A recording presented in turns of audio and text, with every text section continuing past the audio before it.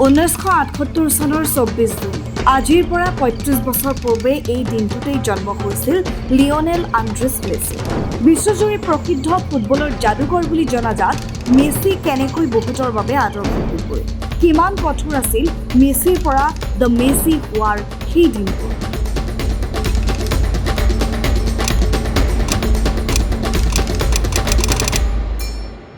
Lionel Messi the magician, আৰ্জেণ্টিনাৰ এজন football খেলুৱৈ আৰু আৰ্জেণ্টিনা নেশ্যনেল টিমৰ কেপ্টেইন।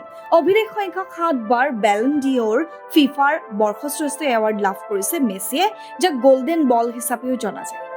6 বাৰ ইউৰোপিয়ান গল্ডেন শ্বুজ লাভ কৰি ৰেকৰ্ড কৰিছে মেছিয়ে। এই বঁটা লীগ মেটছত প্ৰত্যেক ছিজনত লিডিং গ'ল স্ক'ৰাৰক দিয়া হয়। মেছিৰ বাহিৰে কিন্তু এতিয়ালৈ কোনো খেলুৱৈয়ে ইমানবাৰ এই বঁটাসমূহ লাভ কৰা নাই। ফুটবলৰ অন্যতম শ্ৰেষ্ঠ খেলুৱৈ হিচাপে বিশ্বব্যাপী স্বীকৃত মেছি কিয় ইমান সফল, কেনেকৈ তেওঁ ইমান সফল ফুটবল খেলুৱৈ হ'ল?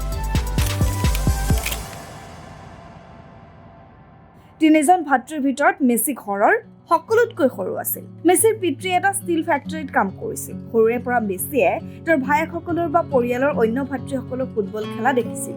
ফুটবল খেলিবলৈ কোনো ফিল্ড বা পিচ নথকাৰ বাবে তেওঁলোকে ঘৰৰ বাহিৰৰ গলিতেই খেলিছিল। সেই সময়ত মেছি বহুত সৰু আছিল, সেইকাৰণে মেছিয়ে ওচৰতে বহি তেওঁলোকৰ খেল চাইছিল। মেছিয়ে তেওঁলোকৰ লগত খেলিবলৈ বিচাৰিলেও খেলিবলৈ কিন্তু দিয়া নাছিল।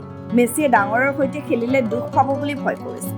মেছিয়ে ফুটবল খুব ভাল পাইছিল আৰু পৰিয়ালৰ প্ৰায় সকলো ব্যক্তিয়ে ফুটবলৰ সৈতে জড়িত আছিল। মেছি বহুত সৰুতে ফাৰ্ষ্ট ফুটবল ক্লাবত জইন কৰিছিল। এবাৰ এখন ফ্ৰেণ্ডলি মেটছত মেছি খেলিবলৈ সুবিধা পাইছিল, কিন্তু বয়স সেই সময়ত নিচেই কম আছিল বাবে মাকে ডাঙৰবোৰৰ লগত খেলিবলৈ দিয়া নাছিল। কিন্তু মেছিৰ আইতাকে মেছিয়ে খেলা উচিত হ'ব বুলি কোৱাতহে খেলিবলৈ পালে, আৰু সেই খেলখনে যিখন খেল সকলোৱে দেখিছিল সেয়াই কিন্তু মেছিৰ জীৱনেই সলনি কৰি পেলালে। খেল আৰম্ভ হ'ল। মেছিয়ে ফিল্ডত ফুটবল লৈ দৌৰিলে আৰু মেছিৰ সন্মুখলৈ যোৱা সকলো ডিফেণ্ডাৰক প্ৰতিহত কৰি মেছি গ'ল পোষ্টৰ ফালে আগবাঢ়ি গ'ল। তাকে দেখি কোচে শ্বুট শ্বুট বুলি চিঞৰিলে, কিন্তু শ্বুট কৰিবলৈ মেছি সেই সময়ত বহুতেই সৰু আছিল। মেছিৰ ভৰিত সেই সময়ত ইমান শক্তি নাছিল যে শ্বুট কৰিব পাৰিব, কিন্তু সেইদিনাৰ পৰাই মেছি টিমৰ স্থায়ী খেলুৱৈ হৈ পৰিল আৰু ফুটবল ক্লাবত মেছিৰ এণ্ট্ৰি হৈ গৈছিল। মেছিৰ সাফল্যৰ অন্য এক কাৰণ কিন্তু আইতাকে। মেছিৰ খেল বাকী খেলুৱৈসকলতকৈ সম্পূৰ্ণ বেলেগ আৰু ইউনিক আছিল। যেতিয়া মেছিৰ বয়স 6 বছৰ আছিল, তেতিয়া মেছিক যিটো টিমত দিয়া হৈছিল তাত কিন্তু মেছিৰ কাৰণে খেলাটো বহুত চেলেঞ্জিং আছিল। বেলেগ প্ৰশিক্ষকৰ দ্বাৰা ট্ৰেইনিং লৈ মেছিৰ খেল আৰু ভাল হৈ পৰিছিল। মেছিৰ বল হেণ্ডিং স্কিল বহুত আকৰ্ষণীয় হৈ পৰিছিল। কিন্তু মেছিৰ পৰা মেছি দ্য মেজিচিয়ানৰ যাত্ৰা ইমান সহজ নাছিল। খেলুৱৈসকলৰ বয়স 13 বছৰ হ'লে যদি খেলুৱৈজন ভাল হয়, ক্লাব এৰি বাহিৰলৈ যাবলগীয়া হৈছিল, যাতে খেলুৱৈজনে নেক্সট লেভেলৰ বাবে ট্ৰাই কৰিব পাৰে। 13 বছৰীয়া মেছিৰ হাইট অন্য ল'ৰাসমূহৰ তুলনাত বহুত কম আছিল। প্ৰথম অৱস্থাত পৰিয়ালে মেছিৰ উচ্চতাৰ বিষয়ে বেছি ভবা নাছিল, কিন্তু এবাৰ ৰুটিন হেল্থ চেকআপত যি সকলো খেলুৱৈৰ বাবে বাধ্যতামূলক, তাত কিছু চিন্তাৰ বিষয় পোহৰলৈ আহিছিল।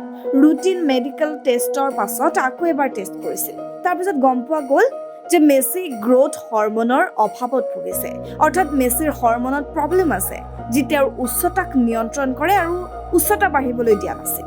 মেছিৰ এই বেমাৰ কিমান জটিল সেইটো গম পাবলৈ আৰু কিছু টেষ্ট কৰিবলগীয়া হ'ল, আৰু ইয়াৰ ৰিজাল্ট আহিবৰ বাবে 1 বছৰ লাগিল। যদিহে মেছিৰ উচ্চতা আৰু নাবাঢ়ে, তেতিয়াহ'লে মেছিৰ ফুটবল কেৰিয়াৰ আগবঢ়া সম্ভৱেই নাছিল। 1 বছৰ পাছত ভাল খবৰটো আহিল, মেছিৰ চিকিৎসা সম্ভৱ। 14 বছৰীয়া মেছিয়ে সদায় বায়'চিন্থেটিক গ্ৰথ হৰমন ইনজেকশ্যন ল'ব ধৰিলে। এই চিকিৎসাৰ বাবে যিমান ধনৰ প্ৰয়োজন আছিল, পৰিয়ালৰ লোকে কিন্তু খৰচ বহন কৰিব পৰা সম্ভৱেই নাছিল, যাৰ বাবে পাছলৈ বাৰ্চিলোনাৰ এটা ইউথ একাডেমীত স্থান পোৱাৰ পাছত বাৰ্চিলোনাৰ সেই একাডেমীয়ে সম্পূৰ্ণ খৰচ বহন কৰাৰ পিছতে স্থায়ী মেম্বাৰ হৈ পৰিল মেছি বাৰ্চিলোনাৰ। মেছি নিজকে আপগ্ৰেড কৰি 2003ত আটাইতকৈ ডাঙৰ টীম বাৰ্চিলোনাত নিজৰ স্থান দখল কৰিবলৈ সক্ষম হ'ল। 16 নৱেম্বৰ 2003ত মেছি প্ৰথম বাৰ্চিলোনাৰ হৈ প্ৰথমখন মেচ খেলিছিল।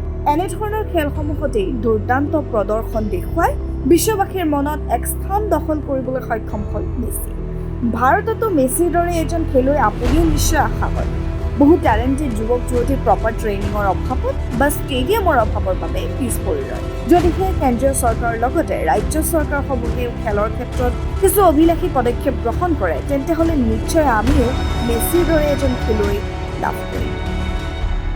ভিডিঅ'টো যদি ভাল পাইছে তেনেহ'লে লাইক কৰিব, শ্বেয়াৰ কৰিব। এনেধৰণৰ ভিডিঅ' যদি আপুনি পৰৱৰ্তী সময়ত চাব বিচাৰিছে তেনেহ'লে আপুনি চেনেলটো ছাবস্ক্ৰাইব কৰিব, লগতে বেল আইকনটো দবাই দিব আৰু নাপাহৰিব আমাৰ ফেচবুক পেজ চৰ্চা আৰু ইনষ্টাগ্ৰাম আইডি চৰ্চা ফ'ল' কৰিবলৈ।